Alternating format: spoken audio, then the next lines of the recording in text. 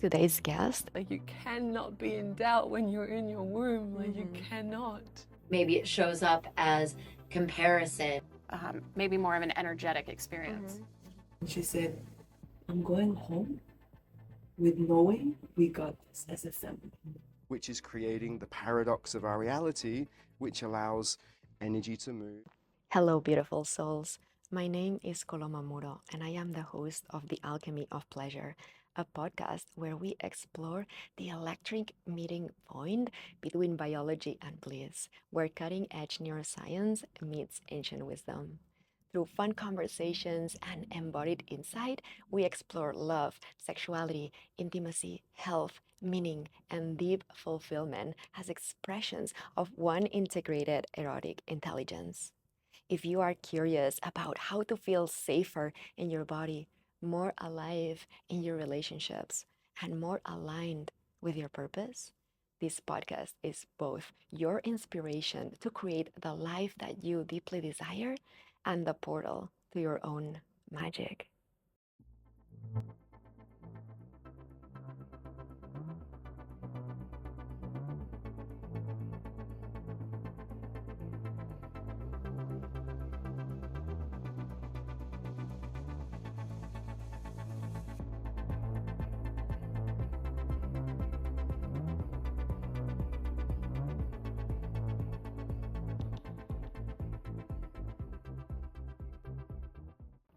Today's episode is with someone whose book I read years ago and whose teachings serve the work I do with my clients.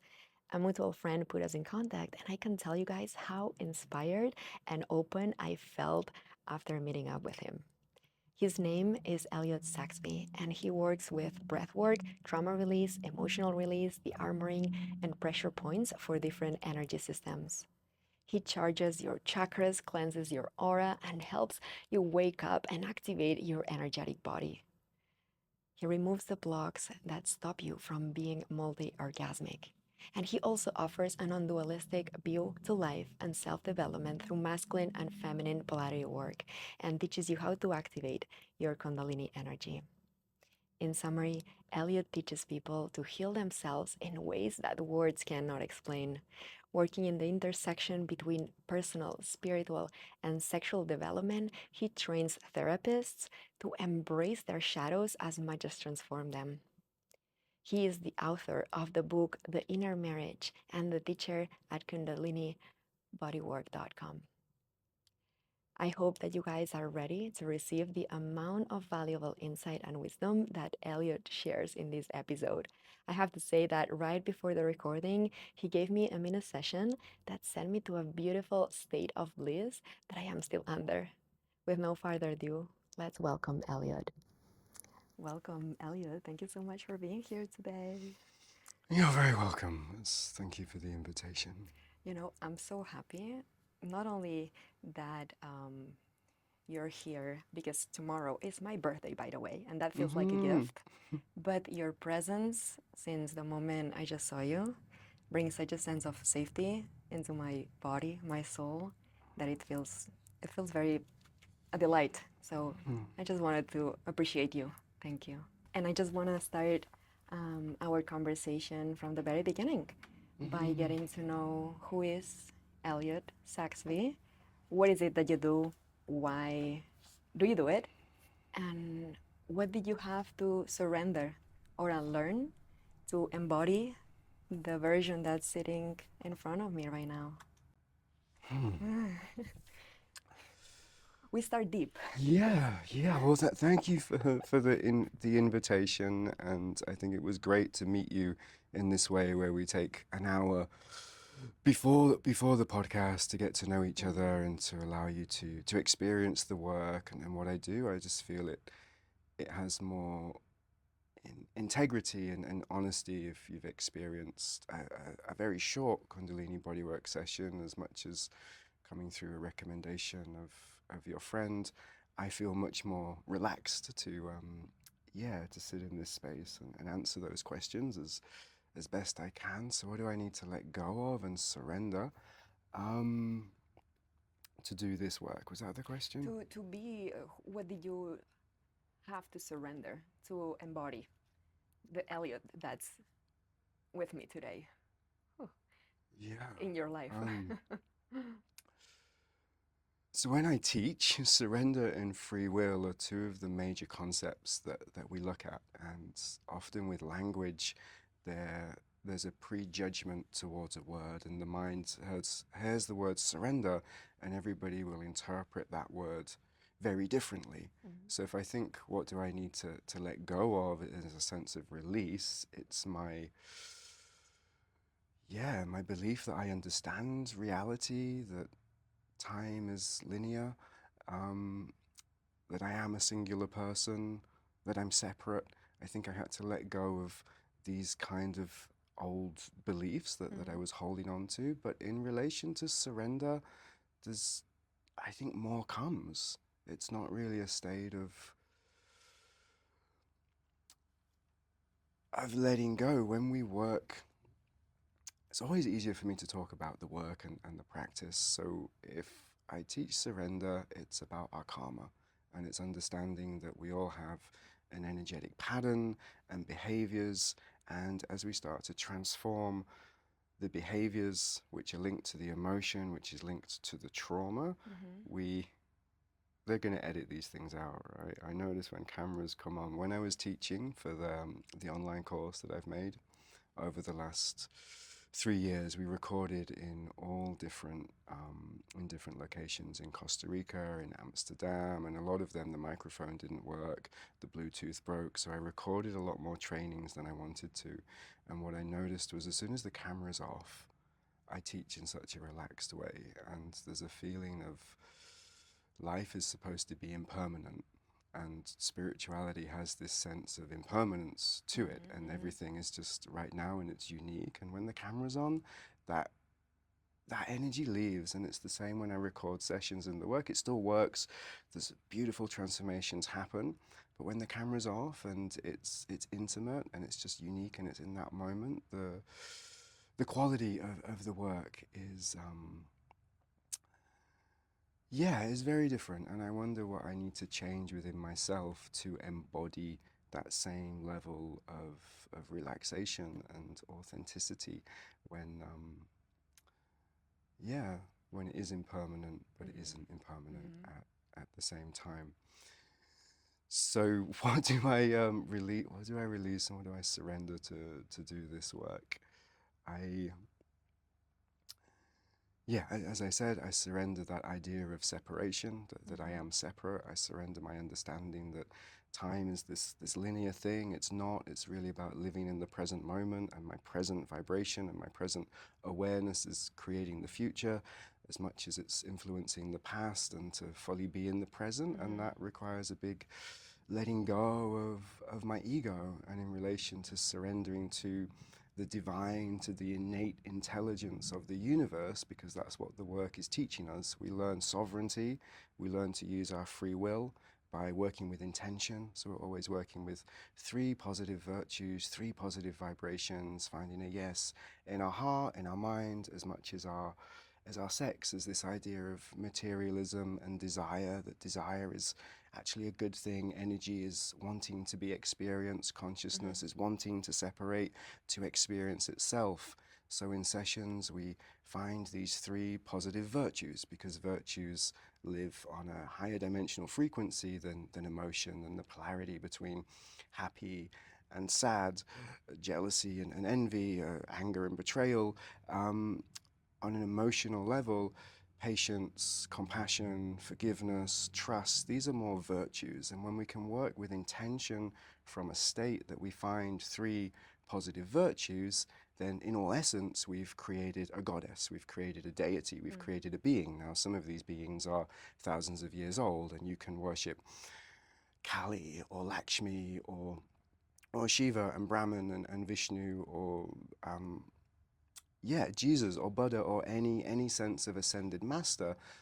But the work we do is to reclaim our sovereignty, and to understand that once we have 3 positive virtues, 3 intentions, we create kind of a living being, in the same way that Hinduism works on the astral dimension of your chakra system. So not the emotional that we learn through work like Wilhelm Reach and somatic work, where we have bands in the body and the liver is responsible for anger and the heart is grief.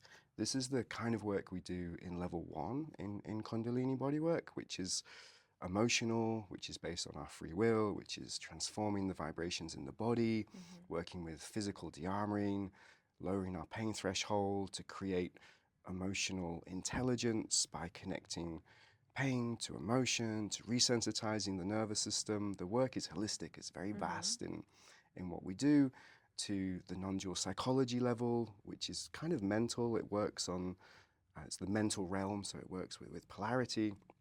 And then as we move into the level 2 work, it's more of an understanding of Tantra, of classical Tantra, of the science of Kundalini, how energy flows through the body. And this takes us to working with virtues to embody the virtues that we want to take into ourselves, so we can become more compassionate, more forgiving, more inspired, more alive, more vibrant, more courageous.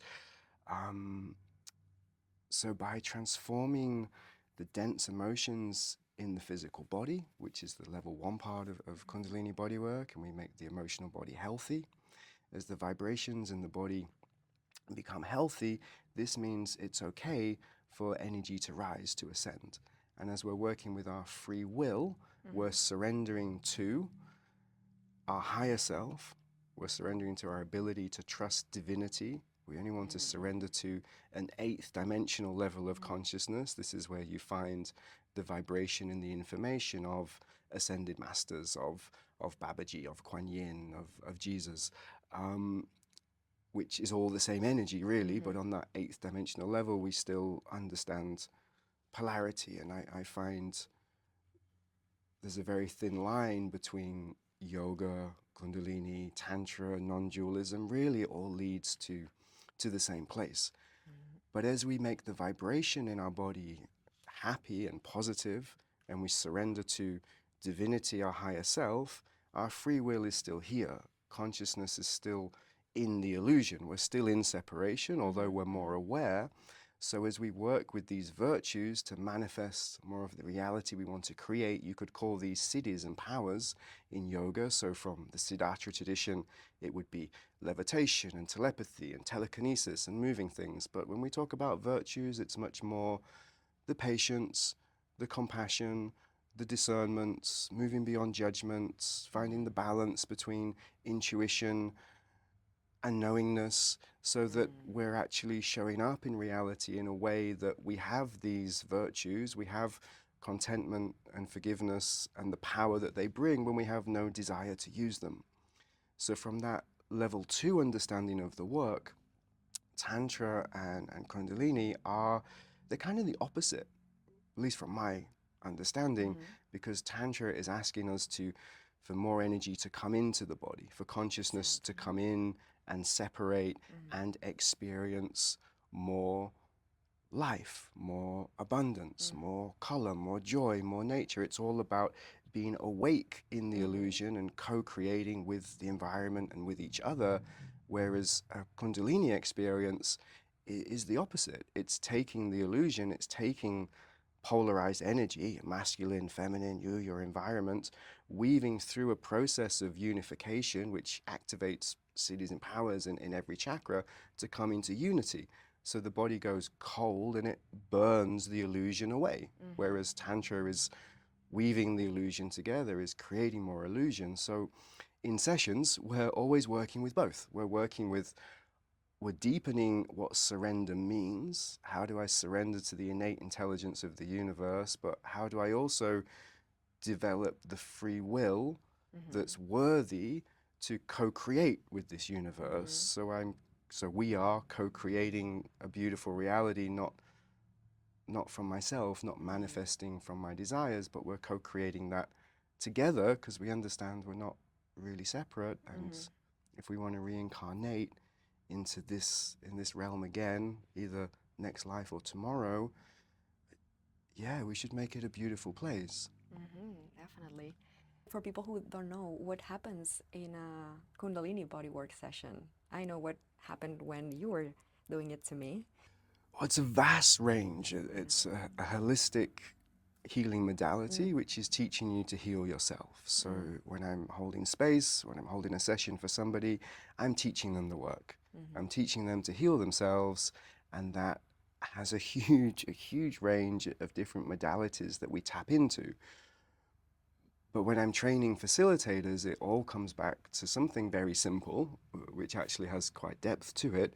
We're learning to work with polarity, tantrically, multidimensionally, and understanding that everything's a paradox with a lot of shadow work, because it's in the shadow that we find the balance that allows us to really ground into the power of living in duality, of living in polarity. So if we take a monastic path of spirituality, we're here to transcend the illusion, to get out. We're not there's no carnal pleasure, there's no sex, sometimes there's no music and there's no dancing. You're just meditating to obliterate the illusion, which, as we were just saying, is this process of Kundalini rising and awakening in the body to dissolve the illusion, where that tantric awakening, that tantric path, is to create more life in it. I realize I've just forgotten the question. Sometimes I go off on random tangents. It's perfect. I hope it's meant to okay. be.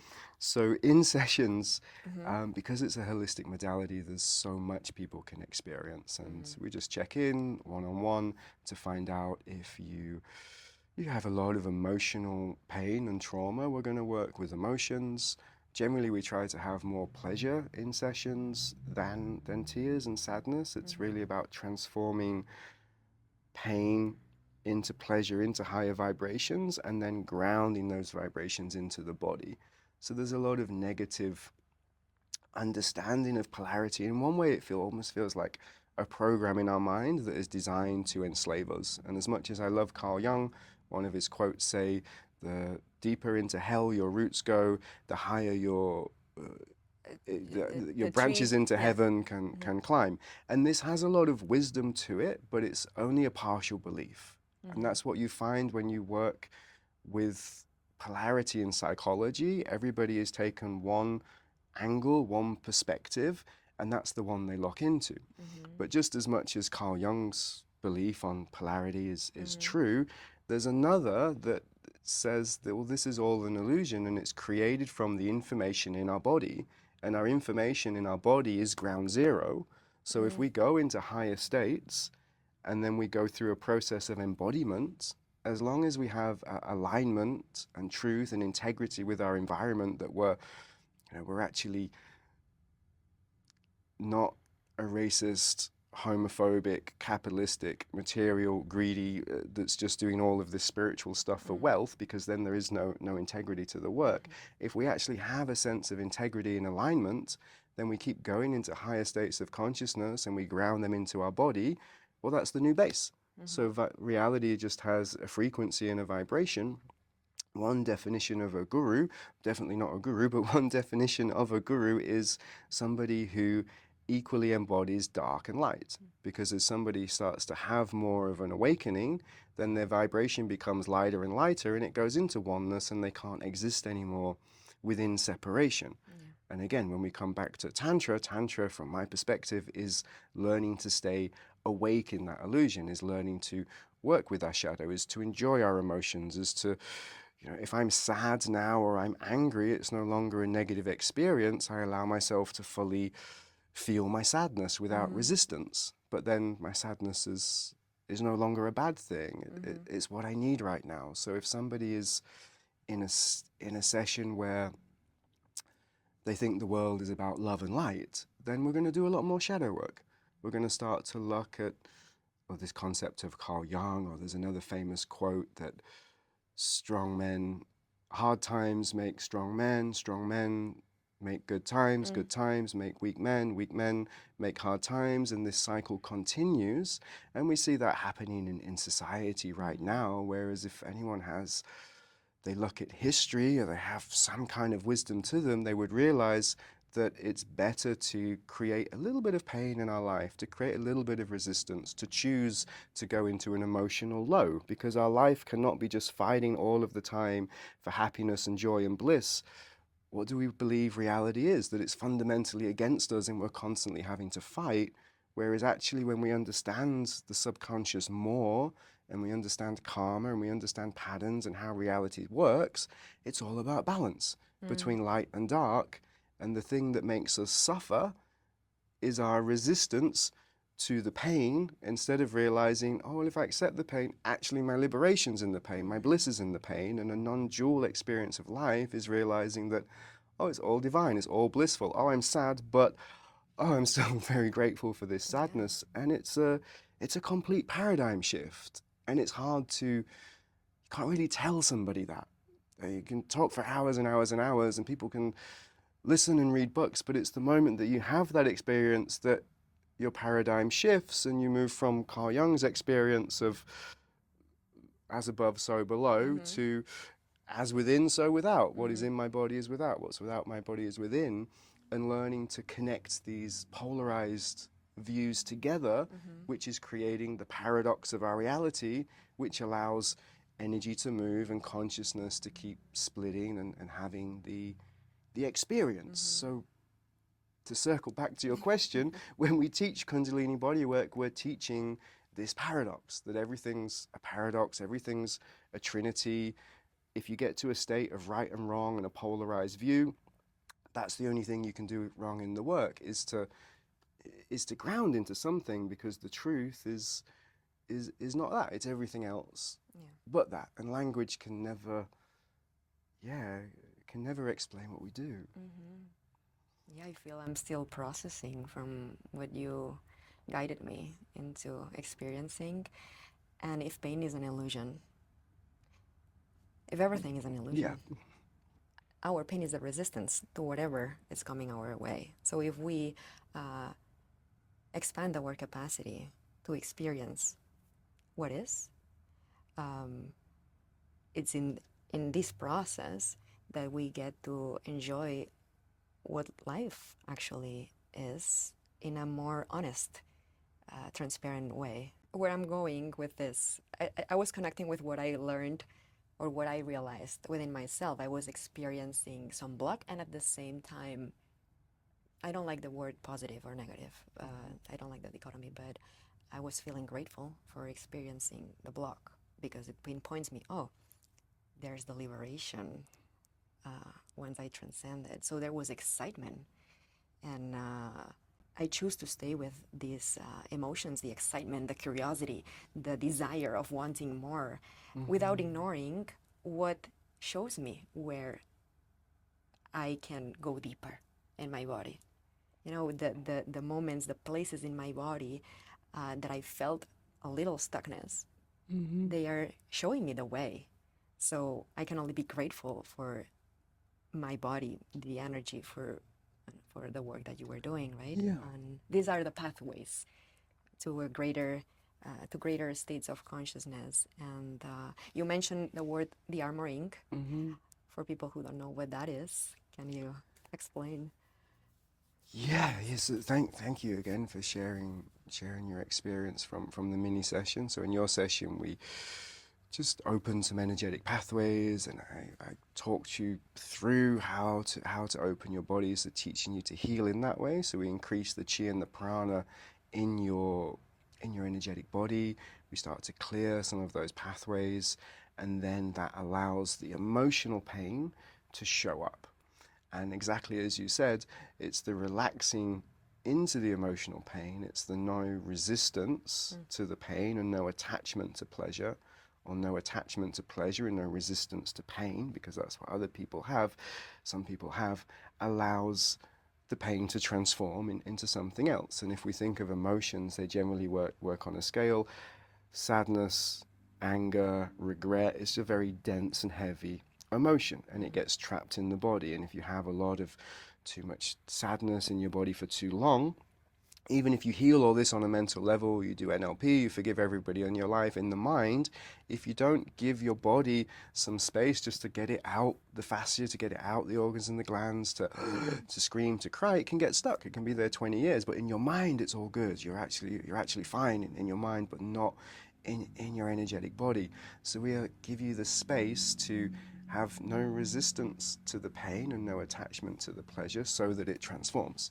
And that's the essence of de-armoring as I teach it. It's Buddhism for the body, because as soon as we don't, if you've ever done a Vipassana, you just meditate into your resistance, into your suffering, into the persistent thoughts until it dissolves away. So in physical, well, de-armoring is a huge subject actually, but it's basically a metaphor that you have armor. Now, when you have emotional armor, this is not such a good thing, because it's stopping you from opening your heart, it's stopping you from having power, it's stopping you from speaking your truth and being inspired. But we also have a lot of physical armor that's good for us, that's protecting us, that keeps us strong. So when we're de-armoring emotionally, we're activating the pain body, the emotional pain body. So if we start to talk about pain from when you were 8 or 9 years old, I'm not trying to solve it in that moment, we're just trying to wake it up. And the moment that you start to feel the pain and tears come, and then you breathe a little bit deeper down into your stomach, into your pelvic floor than you used to, and you don't keep talking and you just feel it, that's the moment we can start the session, because now we can get into the body and we can energetically or physically remove that pain. So if somebody's body is energetically open, we don't need to come in and press so much. But if they can't take a long, deep breath, if the pain is very deep, we learn a system that teaches us to lower the pain threshold, to work with the nervous system in a way that the nervous system, the body, completely surrenders, and it treats pleasure and pain in the same way. And because we lower the pain threshold, you're not bruised at the ends, there's no risk of physically hurting the body. And this works with 6-foot guys who go to the gym that are covered in tattoos. We can all learn to lower our pain threshold, to connect emotional pain to physical pain, which allows us to bring the physical pain out of the body, to transform it with the virtues, and then to bring it back in and ground the higher vibrations into the body. So if we're emotionally or energetically de-armoring, that's the process. But if we're physically de-armoring, because there is posture problems, you have a frozen shoulder, you have pain in your hips, there's something in your spine, there's pain in your neck, then we learn to work with de-armoring in a different way, which is more physical, but we're still always working with all the levels. We're still working emotionally and energetically and mentally, but we're also taking away the physical pain. And this really works with numerous clients over the last, God, I don't know, 8-9 years. So in that sense, de-armoring is Buddhism, is non-resistance to pain and non-attachment to pleasure. And in your session right now, in this mini session that we were doing, as you are quite open, you do breath work, you do a lot of yoga already, the vibration that you're inviting in with your intention and with your virtue is what I focus on when I'm holding space for you. So if you were to go into the pain and the sadness of, here's the pain, and I would just witness you, or I would have empathy, and then I would feel your pain, and you would feel your pain, then we both just feel your pain, and then we're surrendering to the moment, then there's just more pain, and then there's more tears, and then we're stuck, and then we cry for so long, or we're angry for 10 minutes. But actually, if I allow you feel the pain, and I hold space, but I feel your intention, I feel the gratitude, the contentment, the liberation of desire, of making desire healthy, which was your intention. I hope it was okay to share. That means you feel what you're asking for. And then that allows the vibrations to transform. And then we bring them back into the body. So Kundalini bodywork often starts somatic, emotional, crying, coughing, spitting, sometimes vomiting, purging out of the body, but riding this wave of transforming pleasure into pain until there's more pleasure in the body.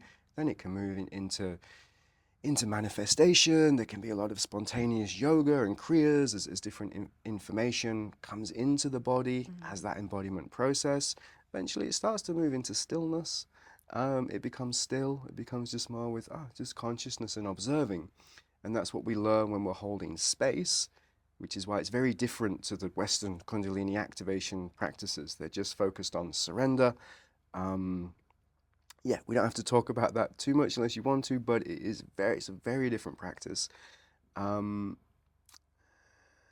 So as you're surrendering to your intention, that's really what we embody. Then after stillness, after we learn to be more still, we have some physical practices, or we're calling it prana kundalini. Don't really know what to call it because it's been around for thousands of years in one sense. I can't own these names. It's just the Hinduism and the Taoist cultures, which is traditional Chinese medicine from a spiritual perspective. They have the language and the vocabulary that allows us to understand consciousness and energy and non-duality and unity and bliss in a way that Western somatic practices and quantum physics, they kind of lack the mental understanding of working with energy. So I have a huge amount of gratitude to Eastern practices, and I don't feel anybody can own the word Kundalini or prana, but from the way we teach, it's a mixture of a lot of classical tantra with some neo-tantra, with a lot of Western perspectives of somatics and how emotions work in the body, with some quantum physics. It really kind of encapsulates all of this, along with the non-dual psychology.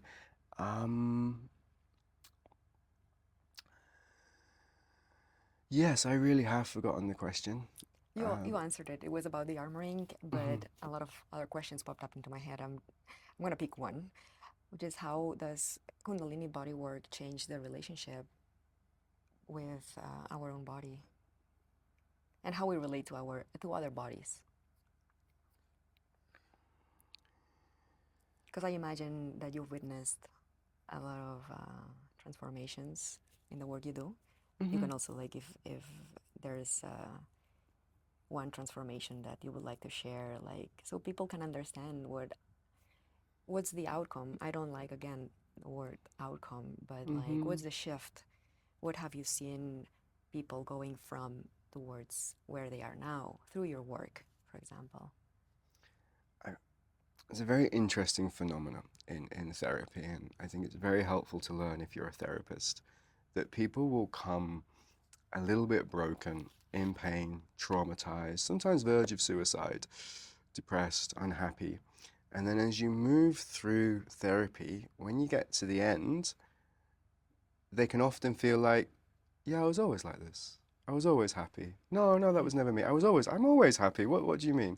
And I think that's a very important thing to maintain, because our subconscious mind is creating our reality. And when we're sad, we're sad. And when we feel good, we feel good. And it's important for us to identify that in the core of our base, we are always the transformation at the end of the work.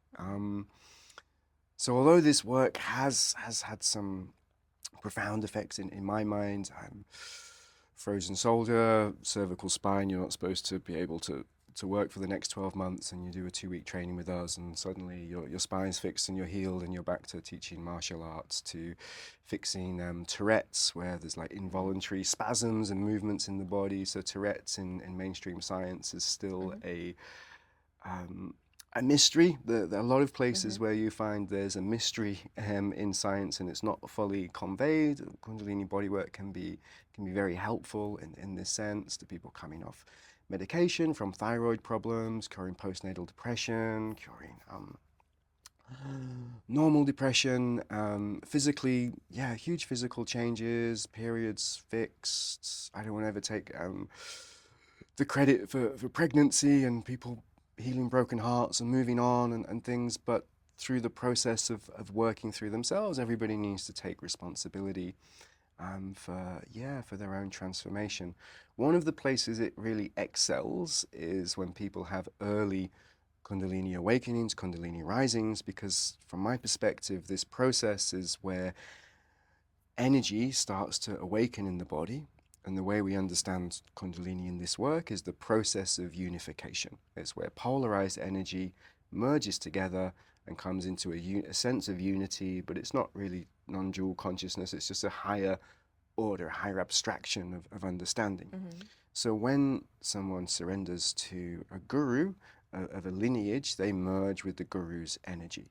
So the guru's consciousness comes into their body, and then this process of masculine and feminine, these two imaginary snakes, weave through the body. They unite with their guru's consciousness. Their guru has decided to reincarnate, to liberate more souls from samskara. So their guru stays alive in the next life and reincarnates. But if you've had Shaktipat from your guru in that sense, he's dissolved all of your karma, or he's taken your positive and negative karma, and you will not incarnate again, but he will to liberate more souls.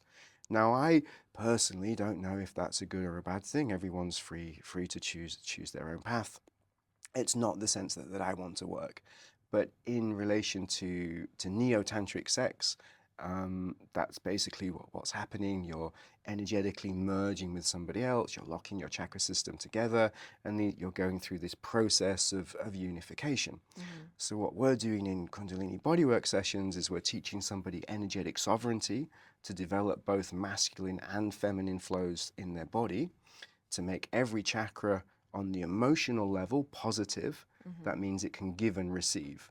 So I can give leadership and I can also listen. I can give love and I can receive love. I can give power and motivate and support other people. I can take motivation and support from other people. I can give sexual energy, money, safety, security, a family. I can receive safety, security, money from these emotional perspectives of our chakra system.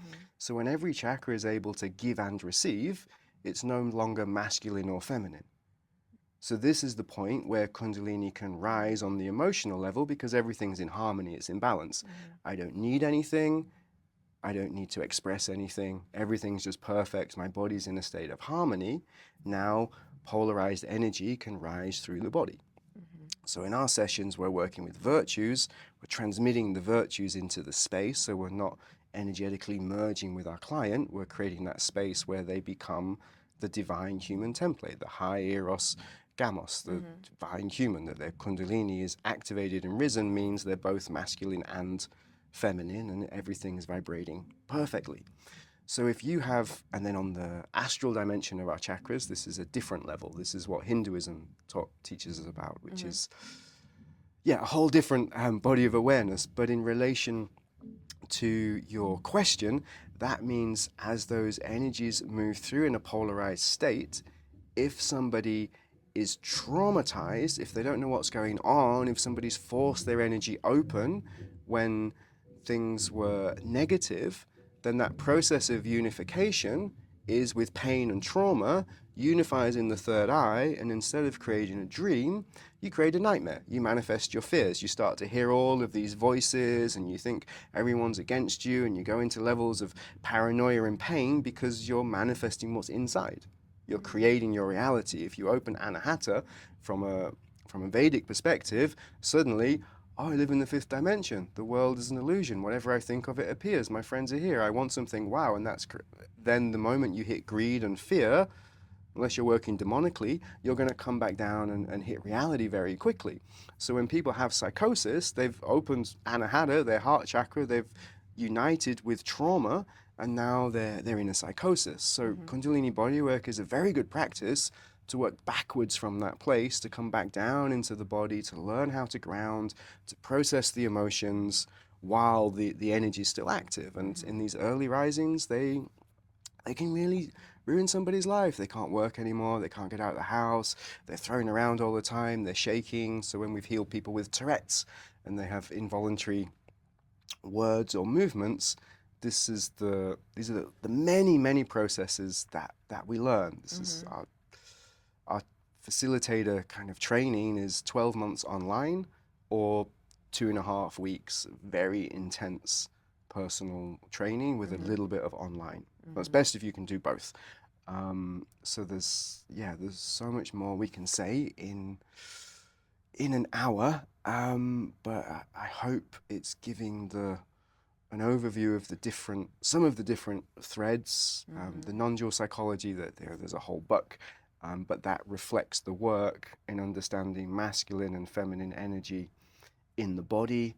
As we learn to shake, as we learn to use the spine, then we start to understand it emotionally and psychologically by using polarity to create emotional intelligence by the dance and the interplay of masculine and feminine, healthy and unhealthy, and shadow. And from this, we understand that the aim is not to be mature, it's not to be immature, it's to understand that, the paradox is there. We want to be healthy in our mature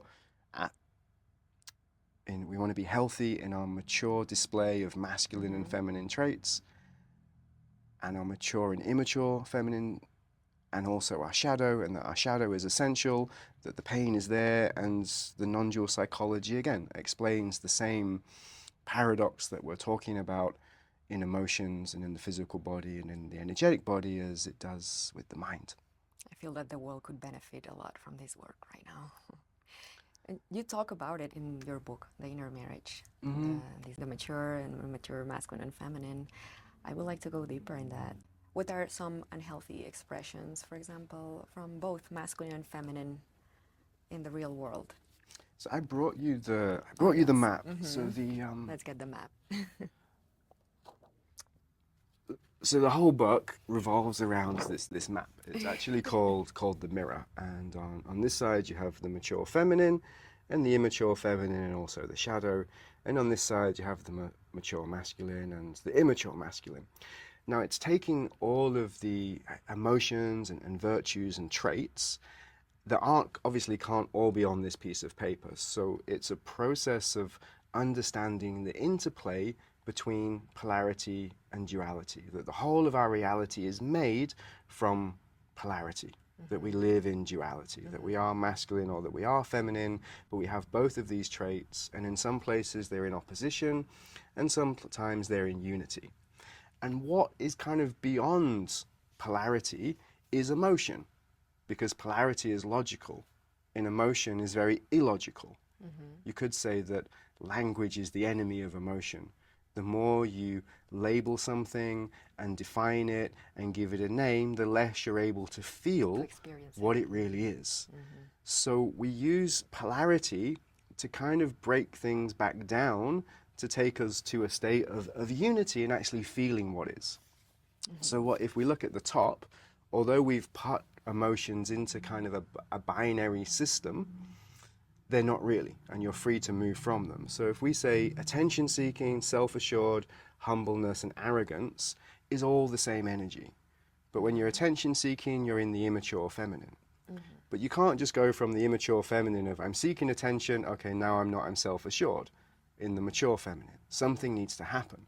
So the thing that needs to happen is your inner mature masculine, or your father or your partner or whoever it is, to come and demonstrate humbleness.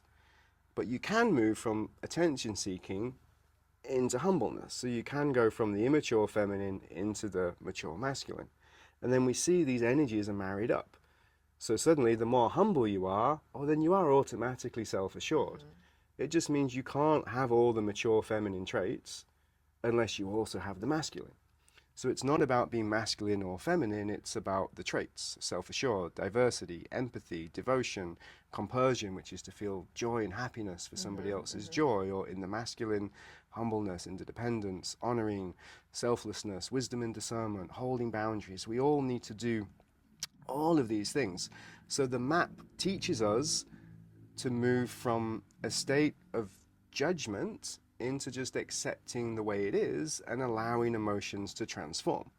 So when you start to embody your mature masculine, you immediately embody your mature feminine. The more devoted you are to the masculine, the more you worship the feminine. The more intuition you have, the more emotional and mental balance you have, unless it's unhealthy.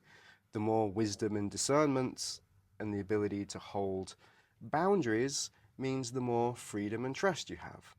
You can only have freedom for as much as your masculine can hold boundaries. You can only have trust as much as you know somebody has discernment and is worthy of respect and can lead. And this becomes an inner marriage within yourself, but also with other people. And just as the immature traits can be healthy or unhealthy. So immediately you take, to stay with attention seeking, people on stage, singers, they want attention. But that's great, because this means we have these the most amazing songs in the world. Arrogance can sometimes be very healthy, because you can't get to a state of humbleness if you're not honoring yourself. So arrogance will move eventually into deserved respect, which can move into a state of humbleness.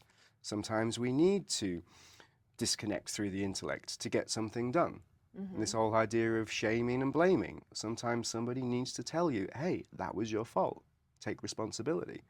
But you do that in a healthy way. Just because you blame somebody, maybe it really was their fault. They do need that mirror. They need to realize. So we have to make our immature traits healthy. What would the world be like if a woman never seduced a man? It would probably be a really sad world. There'd be no population. But how do you make your seduction healthy? How do you make your comedy healthy? So as we make the immature traits healthy, then our inner child has a lot of fun, our shadow can be there, we can move around polarity, but because we have the mature traits, there's this trust in our heart and this sense of alignment that can start to create this better world. And that's not to say you need to be at a certain place in your personal development to really benefit from this. You can't take this into a war zone where people are killing each other. There are some practices you can really help people with severe trauma, but something like this level of self-development and spiritual development that we're talking about is, yeah, you have to be so far along to benefit from it. But if we're not doing this work, I really don't understand how humanity grows into what we really are and our full potential. So let's say I am constantly passive aggressive. My work here using this would be stepping or...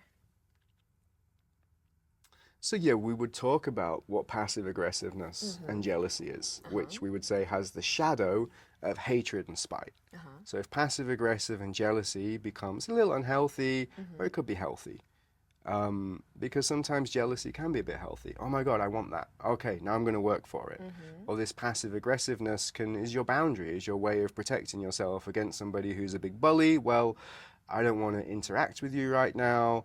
I don't have the emotional capacity to try and therapize you or tell you that you need to be different. So I just have an armor of passive aggressiveness that keeps you away so I can get on with my day.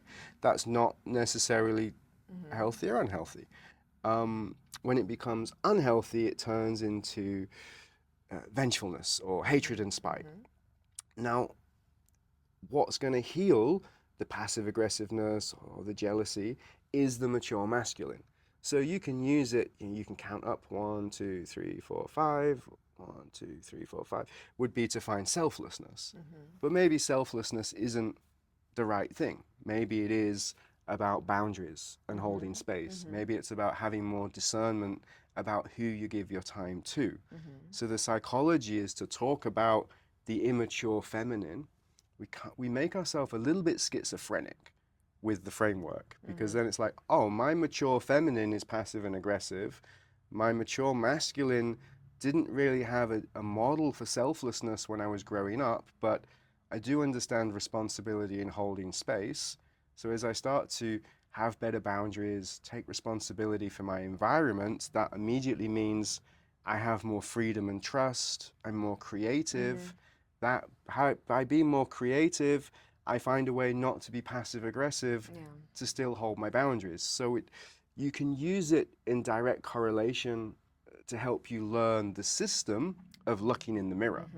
And what we do in the therapy is, anyone can kind of teach this, because you don't need to be a psychologist to talk somebody through this. You just understand the process. They're looking in the mirror of polarity, of emotional polarity, and they're giving themselves therapy. So they're having the self-realization. I'm just guiding you through this understanding of polarity and duality, and it's never the specific trait, it's always the overall point. So if we went through this process in your session, you would probably find some information about yourself. You would find some trauma. We'd tap into the moments when Maybe your boundaries were pushed back from how your mother or your father was, where you learnt these coping mechanisms. We'd let you have a few deep breaths, you really feel these things, but then we wouldn't try to solve it. Like with the mind, we would just wake the emotions up, and we'd find what you want is I want to feel more selfless while being accepting and have creativity. That would give us your 3 positive intentions, your 3 virtues. Then we would go into the session and allow you to experience all of the emotion, all the traps, energies that are attached to your history, your childhood, the passive aggressiveness. And as you experience them and you let them into your energetic field, we're containing your field.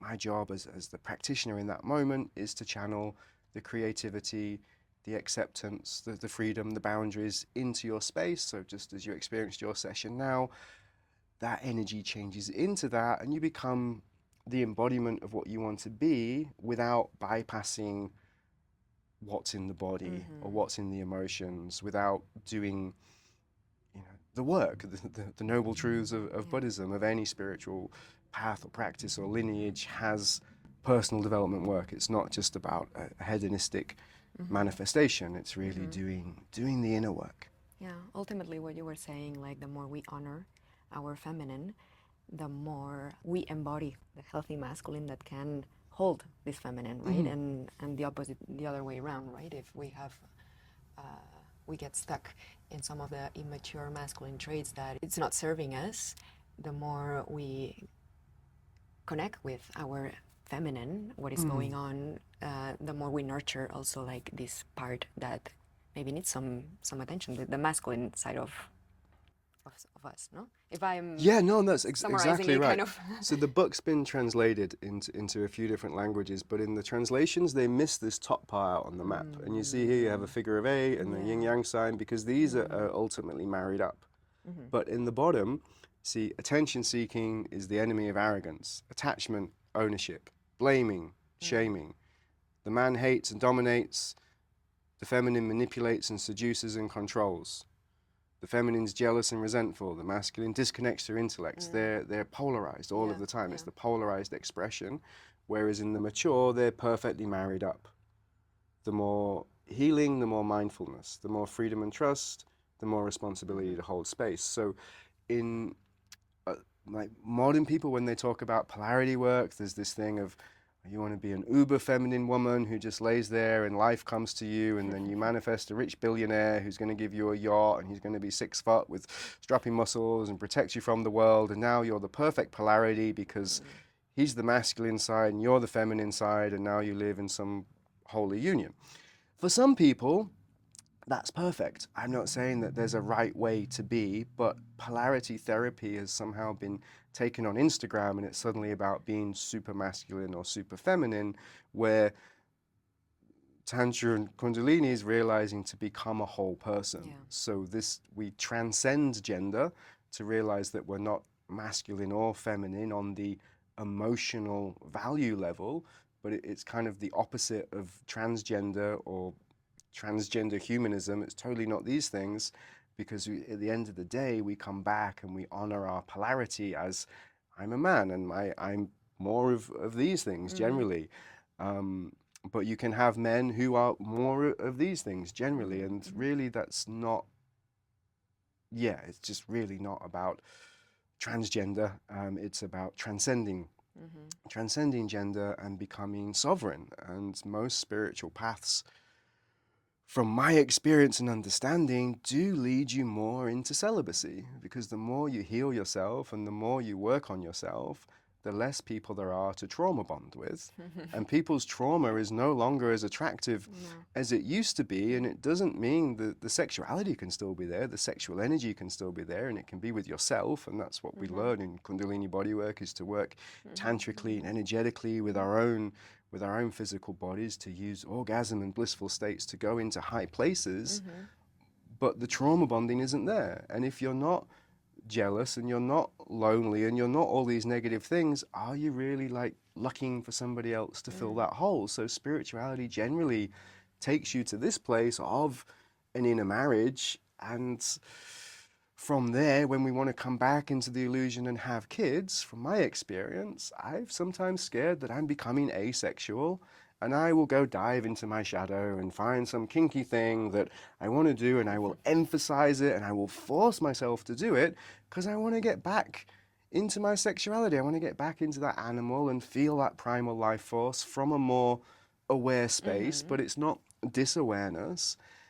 And that is a very dangerous place to be and to play with. And these are a lot of the topics we look at in the training because it's many people's experience of I became more spiritual, my energy became awakened, I became more passionate, I became less sexual. I stopped drinking, I stopped eating meat, I stopped going out. All of these things started to fall away. But the power to create is in our sex. The Kundalini is activated through sexual energies. So if we become too high, again, my experience, then my ability to give the work starts to fade away if I haven't integrated my shadow and I'm not able to meet my own needs in that way, to make love to myself in that way. So yeah, there's no ending because it's a system not of enlightenment, it's a system of enjoying the illusion, co-creating with the illusion. So it always has to be a paradox. It can't, there's always going to be something wrong, and that means it's right. Yeah. Changing topics. You're building an eco village in Bali. Where did this vision come from, and or what is your intention behind it? Oh, cool. Well, thank you for asking me. So a long story made very short. I've had maybe 6 or 7 careers in my life, and now I found one that I'm very happy with. It feels like everything I've done is now coming together into one package. So in my very early childhood, I worked in nature conservation, then I moved into agriculture, then I just lived with bad boy racers and heroin addicts and criminals in the north of England, and kind of managed to move my way out of that and ended up living in an eco village in the north of Scotland in my early 20s for kind of 6 to 8 years. I was staff for 6 years, and it's also a spiritual education center, has a big Buddhist influence. We teach people to meditate. We'd have teachers like Eckhart Tolle to come through, and in my 20s I was very much more engaged with the sustainability aspects. I was on the Global Eco Village Network board. I would visit all the eco villages. I would work in gardens and teach permaculture, as well as we'd meditate with the plants. And so that really, that place saved me from what could have been a very different future. So I'm eternally grateful, although it doesn't exist anymore. It closed down, the Findhorn Foundation in the north of Scotland. Yeah, and then I left there and I did a Vipassana. I realized that time was an illusion and I can't change the economy and politics and all of these things that I wanted to do. So after my Vipassana, I went and signed up for a tantric yoga teacher training, and yeah, we'll miss all of that out. Then I ended up in the north of England. I set up some companies in renewable energy. I wanted to go into refugee camps. It was the time where there was a lot of refugee camps setting up all over Europe and people were going, and I thought, okay, I want to do something practical. Let's go put solar panels up, purify the water. So within that, I set up a whole company in renewable energy and installation with this vision. I ended up installing bathrooms, tiling, fixing taps. My friends called me the tantric plumber. Come around to your house, fix your taps, give you an orgasm. And then in that, we had an energy orgasm practice groups in between London and Brighton, where I was living. That led me to moving to Switzerland. So I won't give you my whole life story, but now I've landed in Bali, and it just feels like everything was meant to be. People say building here is a difficult thing, and it feels like it's just all happened before, and it's this dream that's just laid out, and everything just falls perfectly, and I meet the right people, and everyone just seems so trusting. They tell me that I'm paying too much and to pay them less, and it feels like a very different experience to how people tell me it should be. I think I've learned a lot from that we shouldn't inflict our beliefs and our reality onto other people because we all have a different karma, and Bali feels a place where your karma is kind of emphasized, and so I feel like I'm following a plan, really, and all those aspects of my other 6 careers of permaculture and plumbing and renewable energy and gardening and being a therapist are all kind of merging into yeah, into this one place. So there's not necessarily a plan. There was a plan. I did the whole ROI projections, the costings, financial spreadsheets from two different. Wow, it almost gives me a headache to talk about it. So I did everything correctly, and then we had all the legal contracts.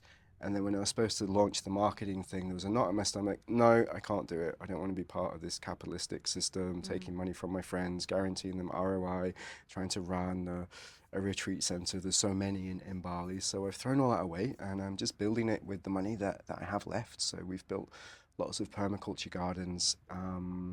We have the legal license now to open as kind of a campsite while we build. So we're doing a lot of ecological building, growing food, and we can operate as a campsite for students from past trainings who just want to come, learn about plant-based nutrition, learn about eco-building, grow your own food, go into the garden, harvest some lettuce. There's Balinese staff to help us cook and to help us look at nutrition. But the idea is you build community by cooking together, by picking food together, by doing something. So it's not you just show up and everything's perfect and the staff all around and you have this fabulous moment of being in this hierarchy of spiritual whatever it is. It's actually just coming back down and yeah, fetching wood, carrying water, getting your hands dirty, making a soup together while you meet people who are part of the School of Energetic Bodywork, who have done this training or who are interested. I don't know if I'm doing the best job at really explaining what the place is, but it is a process for me of surrendering, of listening to what wants to happen in the land, of fighting off the desire to take investors because I really need money to finish it, but I don't want to be confined by other people's beliefs and just giving it space to grow into what it wants to grow into, which is a place of transformation. It's built on 3 pillars of universal law, abundance, and sustainability. So that's what we try to foster. And yeah, it's a transient community. Nobody's supposed to live there permanently and make it their sense of safety. People are supposed to come through, inspire each other, create businesses, find like-minded people to co-create a more beautiful reality with, and then go out and create that reality, and they can come back. And if they want to stay there for 1 week or 3 months, everything is kind of possible. There's a huge development project that we can move into if we find the money. Right now it's still quite small, but it could be of the size of a full village. And living in community definitely, or not living, you said it's not, nobody's gonna be living there. It's a project that invites people to come together, to collaborate, to co-create. Yeah. But that has an impact on our nervous system compared to how fragmented we become when we move around in the modern urban life. Everywhere is different in the world, right? But what is one of your intentions when it comes to healing when building the eco-village? Does it make sense what I'm asking? I think so. So There's a deeper, there's it's very deep. Like you talk about community, co-creating, right? That's very beautiful, like all this abundance, sustainability, but there's something very deep and ancient within us that where when we are in community, our nervous systems synchronize, they resonate with one another. There's magic happening there beyond what we create in the outside world. There's something that's happening inside of us. Absolutely. Yeah. Well, I can share from what I learned in my 20s by living in community for 8 years and studying all the different eco-villages around the world. So there's some very famous ones like Oroville, which is a bit of an enigma in itself, but more like Damanhur, which is a beautiful art project. Some people call it the 8th wonder of the world. Places like Siebenlinden, Tamara in Portugal, which is it's kind of a peace organization. It's a large focus on polyamory, to Siebenlinden in Germany, which is very eco-living focus, to the Findhorn Foundation, where I was, which was more of a spiritual co-creation with nature. Now, all of these successful, intentional communities, they shared a few things in common, and that is that they have a shared intention that's beyond the personal, and that they have a level of education and part of tourism. So that means there's new energy flowing through constantly. And the communities that fall down and break apart are the ones that either don't have an intention, or people make it their safety. They make it their security, and they live there. And there's that metaphor of a melting pot where we're all turning into each other, we're all sharing the same of information. It's almost like incest, and then eventually everything breaks down because you don't have new information and new energy coming through. People are too attached to something and they're not able to let go. So taking those learnings from living in intentional community, the aim of this place was to create a transient community. Now, the bigger vision was, if we have a place one in Bali, one in Hawaii, one in Portugal, one somewhere else, that you would be able to be part of this network and basically travel from one to the other, staying somewhere between 3 to 4 months in each one. You could move around. If your relationship broke down, you could still avoid your ex without losing your friends, and that information is continuously circulating, and everybody is learning, is knowing that this is impermanent.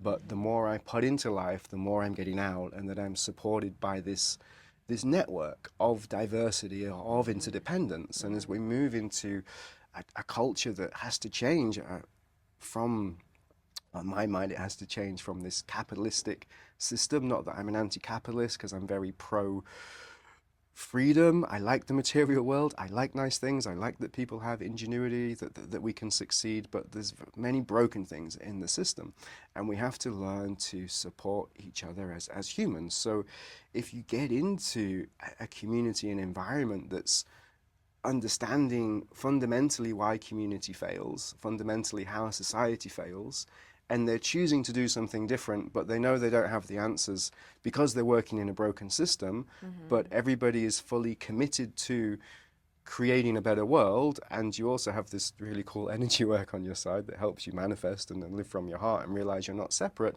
You get into a place where you do all want to help each other, because when you get to a non-dual place, you realize, oh, I am you, so of course I want to help and love you and make you be better than yourself. And those moments when I fall into this lower, oh, but what about my pension or my safety or my security? Oh, there's not enough, and we go into this scarcity, then we are cut off from Anahata, we are cut off from the higher dimension. So to get into a place where, Ubud has a lot of spiritual tourism and hedonistic practices, and hedonism can be good, life is about pleasure, but to get to a place where there is, you deeply meditate with people and you do meet them, and there is support. I've studied a lot of different systems for conflict resolution, that there is really support to heal, because what you find at least I find in these spiritual bubbles, is everyone has this mindset, and then the moment, oh, well, this person upsets me and now I don't talk to them and I avoid this place, I look around, I think, well, what chance does humanity have if the people who are spending 10,000 a year on personal development are unable to maintain communities with the most caring, loving, or people who are at least trying to love each other, and they're unable to be in a cafe because they fell out? There's it's failing, it's drastically failing. So we have to create the right systems and structures that we can support people to live in community. And I think that touches on your question, because it does, co-regulation for your nervous system of being in together does work, but you also need to find the places that allow you to feel safe. So what this transient space of community is doing, and why it's taking so long to create, and that there is no defined purpose, is to have the soft opening where we build beautiful tiny houses and we allow people to come in kind of 4 or 5, and we're co-creating this vision together. How do we make it work? We have audio book clubs on a Tuesday. We have co-regulation practices on a Wednesday. There's open space. You can always write down what you want to share. There's sharing circles where you can voice any conflict with anybody else in the room instead of just hiding it. That there's the very best tools and models for conflict resolution and building community done in a sustainable way. And that's yeah, that's what I've immersed myself in it in my whole life. And now I'm over 40. It feels this is the time where I'm probably mature enough to do it. At 28, I thought I could do it. I was so wrong. We always think yeah. that we could do anything, right, at that age. I'm looking forward to visiting it, actually. And it's time for us to wrap up. But before we actually conclude, where can people find you, or where can they work with you? So you want me to say, so my website, go to KundaliniBodywork.com, and from there you'll find everything, or my Instagram, kind of Elliott Saxby, and I'm pretty low admin.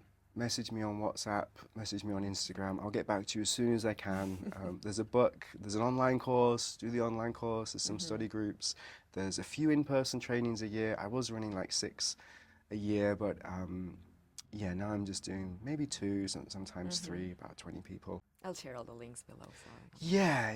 thank you so much for being here, Elliott. It was a pleasure to have you. Thank you. And as we begin to soften into the closing of this space, take a breath with me. Feel your body, the quiet pulse of something alive, something awake, something wanting. Because pleasure isn't something outside of you. It's not something you chase or earn or wait for permission to receive.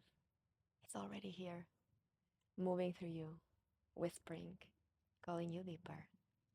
And every time you choose to lean in to sensation, to truth, to desire, you become the alchemist. You turn presence into power. So don't rush away from this feeling. Let it linger. Let it expand. Let it take up space inside you. And if you're craving more, if your body is saying yes before your mind can even catch up, I invite you to follow that pull. My one-on-one sacred containers are intimate, expansive, and exquisitely transformative. They are designed to take you deeper, where we turn insight into embodiment, where we don't just talk about pleasure, we live it. You can explore all of my offerings on my website whenever you feel the call. Until next time, stay with your body, stay with your desire, let it guide you. This is the alchemy of pleasure, and there is so much more waiting for you.